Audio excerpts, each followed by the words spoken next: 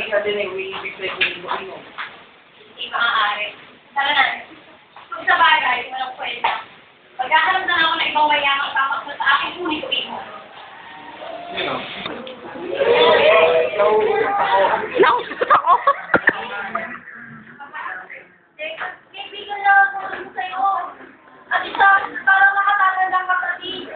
Patawarin mo ako, Miguel. May iniibig na ako. Naiyak si Roy Maro.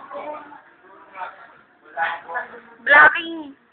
Pero, yan mo, sa kasakaling sa iyo, asahan mo ko, dadalo ko.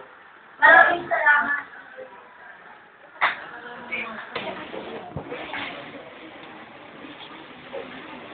Magandang gabi, Panyero.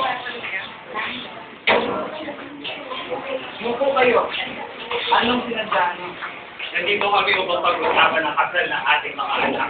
Ano nga bang napaglatungan ninyong mag-asawa tungkol dito?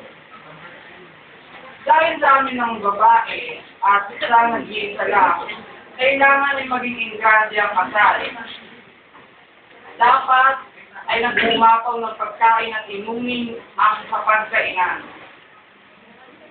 Bilang dotere, hihingi rin ako ng 5 kalabaw, 5 baka, 5 baboy. At sa aking asawa naman, ay mga lahat na yan sa dito. Kung yun ay kakayanin mo. Oo, Panyero. Walang problema sa mga bagay. Paano? Gumagabi na. Mauna na kami.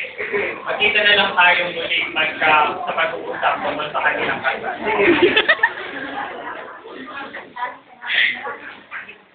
Maraming salamat, Panyero.